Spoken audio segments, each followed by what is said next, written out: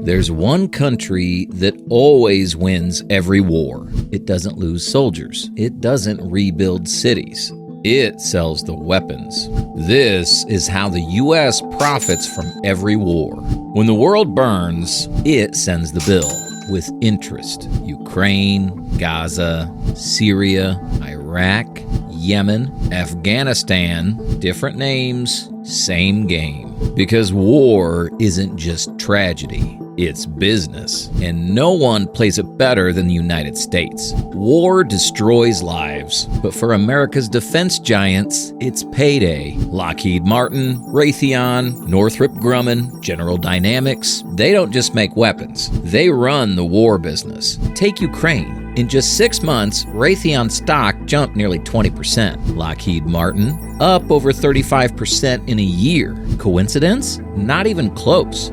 That's the system. Those billion-dollar aid packages to Ukraine, they don't land in Kyiv, they land in American weapons factories. That $60 billion Congress approved, it wasn't charity, it was a taxpayer check cashed by Raytheon, Lockheed, and Northrop. If you think this ends with missiles, you haven't seen what's coming next. Keep watching. This rabbit hole goes much deeper. Here's the formula. A war starts. The Pentagon shops jets, missiles, rockets, tanks, all built by private companies paid with public money. And that's just step one. Every weapon needs upgrades, repairs, spare parts for years. These aren't one-time sales. They're subscriptions paid in blood. This model isn't new. During the Cold War, the USS and USSR didn't fight directly, but both poured billions into bombs, jets, satellites. From 1950 to 1990, U.S. defense budgets never dropped below $250 billion.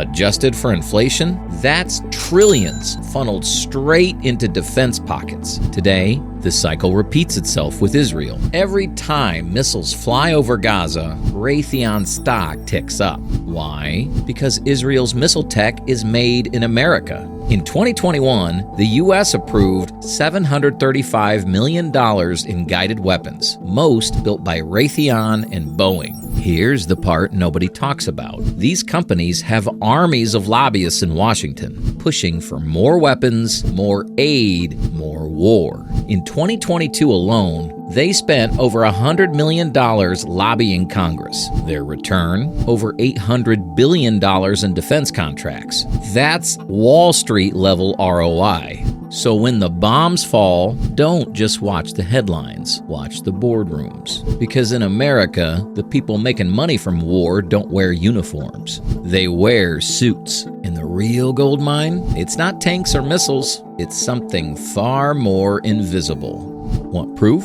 Real secrets, real leaks. In 2013, Edward Snowden dropped a bombshell. War wasn't just about missiles anymore. It was about data. Private tech giants were quietly cashing in. Amazon, Palantir, Booz Allen, processing war data, hosting surveillance systems, powering face recognition software. War had gone digital. No boots, just bandwidth. Quiet, profitable, invisible. But this wasn't new. Back in the 70s, the Pentagon Papers exposed the truth. The Vietnam War couldn't be won, but it had to continue because the right people were getting paid. Weapons, sure, but also fuel, water, even soda. Yes, Coca-Cola was part of the war economy. Between 2001 and 2020, the U.S. built over 800 overseas military bases, each one a small city needing electricity, fuel, food, laundry.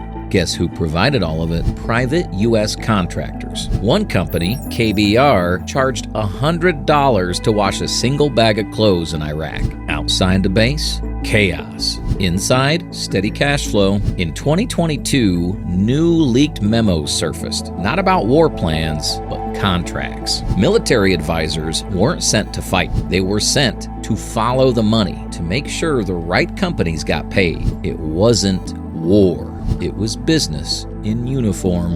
One leaked memo showed weapon orders placed before Congress gave approval. They knew what was coming, and they moved the money early. In 2020, the RAND Corporation simulated a war with China. The result? catastrophic. But behind closed doors, that report became a pitch deck. Defense companies used it to push for billions in new Navy spending, not to stop a war, but to bet on one. War is loud on the battlefield, but off it, it's spreadsheets, lobbyists, consulting fees you'll never see. Some of the richest U.S. companies never fired a shot. They just kept the fear alive. So, demand for weapons never stopped, because fear prints money.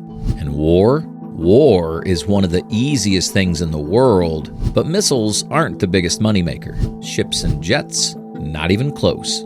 The real profit don't start with bombs, it starts with barrels. When bombs drop, oil doesn't crash, it climbs. And in the US, that means billions. Because war isn't just about weapons, it's about energy.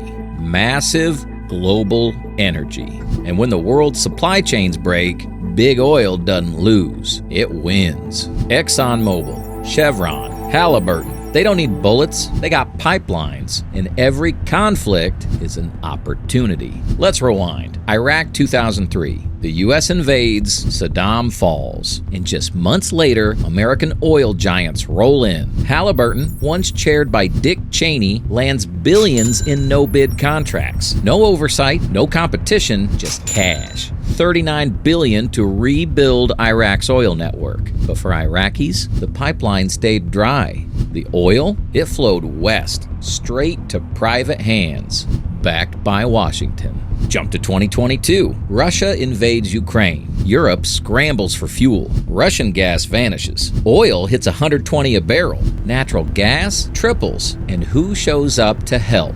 The U.S. with tankers full of LNG. ExxonMobil, Chevron, in just one quarter, they rake in record profits. 3 months of war, tens of billions in gains. War doesn't slow energy companies, it fuels them. When pipelines break, when markets panic, America becomes the only option, and that gives power. Power to set prices, to sway governments, to dictate the terms of survival. Middle East tensions, same story. One drone strike near the Strait of Hormuz, oil prices jump. The oil giants don't flinch, they wait, then they cash in. In 2022, ExxonMobil made $55.7 billion, its biggest profits ever. Chevron cleared $36.5 billion, another all-time high. That's not just business, that's exploitation. And the U.S. government, it doesn't just allow it, it enables it. Tax breaks, subsidies, oil reserves held back, not to lower prices, but to hold control. This isn't just an industry, it's a war in a suit and tie. So next time you see smoke rising from a burning rig or war erupting in an oil-rich land, just know, somewhere in Texas or deep in Wall Street, an oil executive is smiling because less supply means higher prices. In that empty space, it prints money. Weapons, oil, transport, it's a cycle, one that never stops. But under all of it, there's something even more powerful. The U.S. dollar. Because America doesn't just fight wars, it monetizes them. And when the fighting stops, the real profits begin. First, they drop the bombs. Then they send the invoice, not to themselves, but to the very countries they just destroyed. This is the part they never show you. Not in the documentaries. Rebuilding. Because here, destruction isn't a tragedy.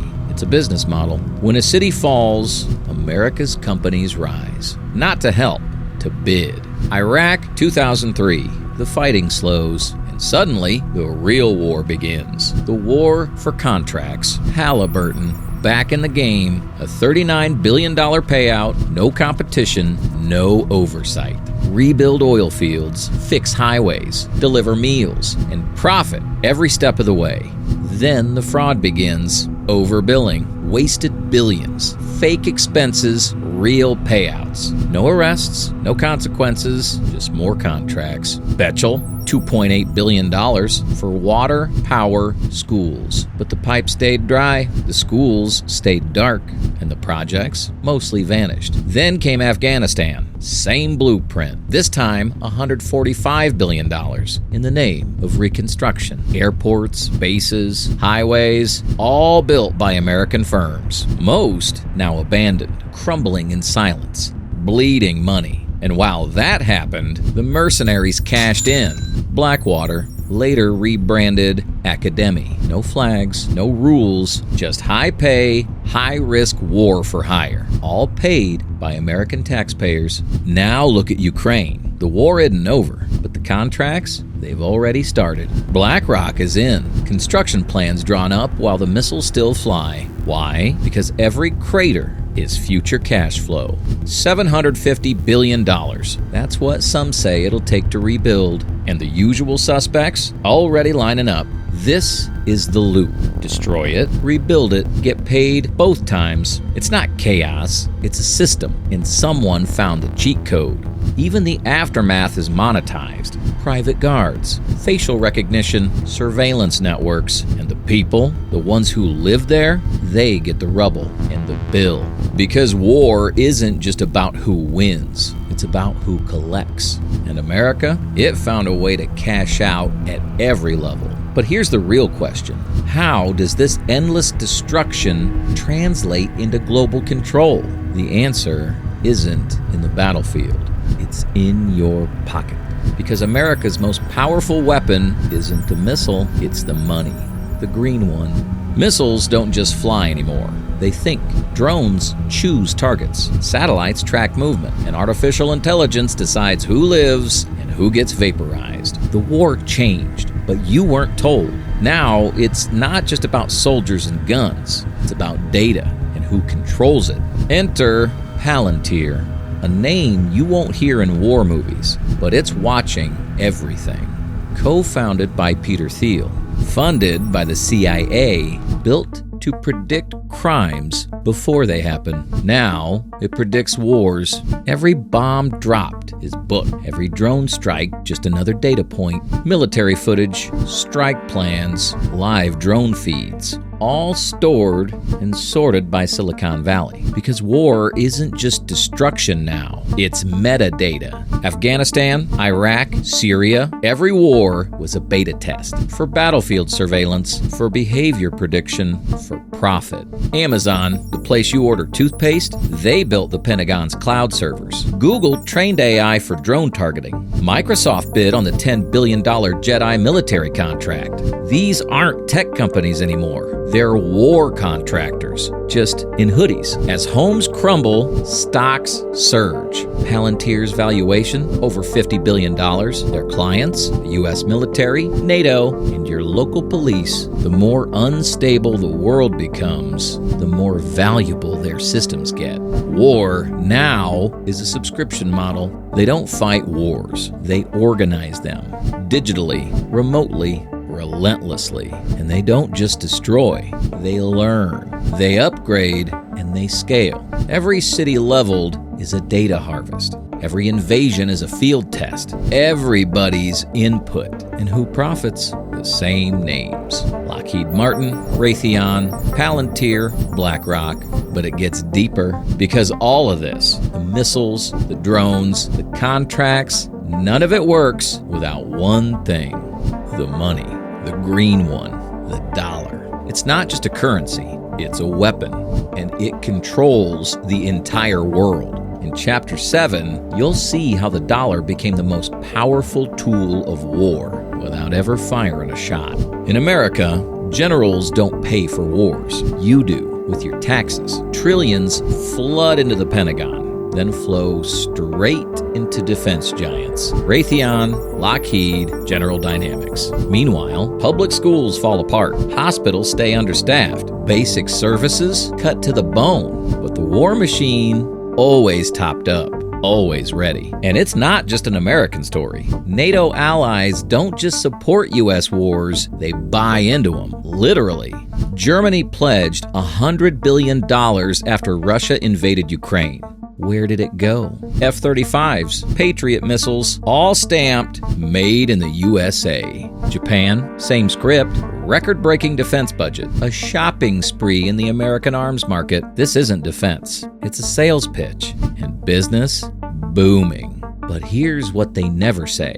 Even countries nowhere near the battlefield still bleed. When oil prices spike, fragile economies collapse. When fertilizer shipments stall, crops die. Food prices explode. Families go hungry. And while they starve, oil giants post record profits. This war economy, it's not just bombs and bullets. It's food, it's fuel, it's survival. The battlefield is global now. The damage travels through trade routes, stock markets, and shipping lanes. Every time a CEO celebrates record profits, 100 families lose power for the night.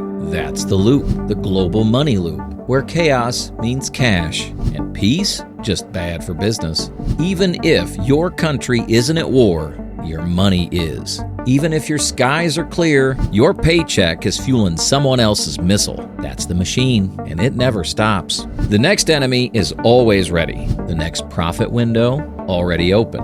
And when the first shot's fired, they already know who's paying the bill. You are. But here's what's darker. They don't wait for war.